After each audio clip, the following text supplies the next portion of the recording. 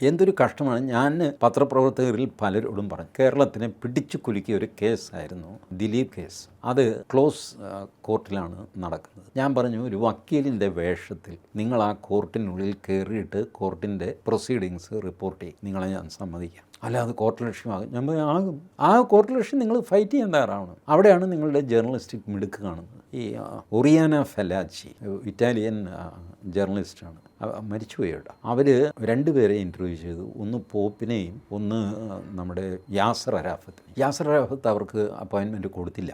വധഭീഷണിയൊക്കെ ആയിട്ട് യാസർ അറാഫത്ത് വലിയ world famous ടെററിസ്റ്റാണല്ലോ. Appointment കൊടുത്തില്ല. പക്ഷേ അവർ യാസർ അറാഫത്തിൻ്റെ മുമ്പിൽ ഹാജരായി. യാസർ അറാഫത്ത് ഞെട്ടിപ്പോയി. What is this?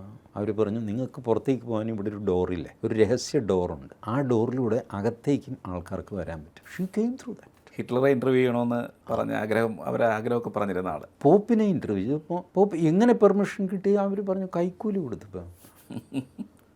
പോപ്പിൻ്റെ പരിചാരകന്മാർക്ക് കാശ് പുളിക്കുക. അതൊക്കെയാണ് ജേർണലിസം എന്ന് പറയുന്നത്. അതല്ലാതെ ഇപ്പം നടക്കുന്നത് എന്താണ്? ഒരു വടിയും പിടിച്ചിട്ട് ചുമ്മാ തെക്കോടെ കിടന്ന് മനുഷ്യനെ ഉപദ്രവിക്കുക. 6 മാസം 7 മാസം ഉണ്ടാവും. അപ്പോഴത്തേക്ക് ഈ പെങ്കൊച്ചിൻ്റെ കല്യാണം കഴിയും. അത് കഴിഞ്ഞു, പത്രപ്രവർത്തനം കഴിഞ്ഞു. അപ്പോഴത്തേക്ക് അടുത്തതിനെ റിക്രൂട്ട് ചെയ്യും. ഇങ്ങനെയൊക്കെ ചെയ്ത് ഇതൊക്കെ പത്രപ്രവർത്തനമാണ്. അന്തസ്സായ ഒരു ചോദ്യം ചോദിക്കാൻ എത്ര പേരുണ്ട്?